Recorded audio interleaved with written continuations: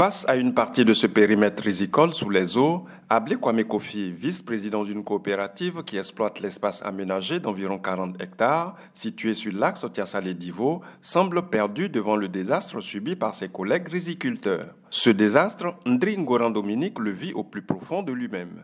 Nous sommes en saison de pluie, vraiment la pluie, l'eau de ruissellement nous fatigue. Vous voyez derrière, c'est mon carré. Depuis près de 3 mois, vraiment, je n'arrive même pas à pouvoir travailler. Parce que quand il y a une petite pluie, l'évacuation d'eau est vraiment très restreinte là. Donc ça fait que ça ne peut pas aller. Chaque fois qu'il pleut, mon carré est inondé. Il suffit d'attendre en saison, vraiment où il ne pleut pas, pour pouvoir faire au moins le riz. Alors vraiment, ça ne nous arrange pas. La détresse de ce riziculteur est partagée par de nombreux autres qui espèrent désespérément la fin des pluies et le retrait des eaux pour recommencer. Derrière moi, c'est mon champ de riz qui est là. C'est ça qui fait ma vie, mais si c'est gâté, c'est pas comment m'arranger pour pouvoir gagner à manger.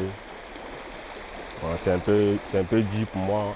Contrairement à l'année 2024 où les pluies n'étaient pas abondantes, les inondations de cette année sont dues aux fortes pluies du mois de juin qui ont inondé des quartiers de la ville. On a un bas-fond, une retenue d'eau tout juste après le goudron.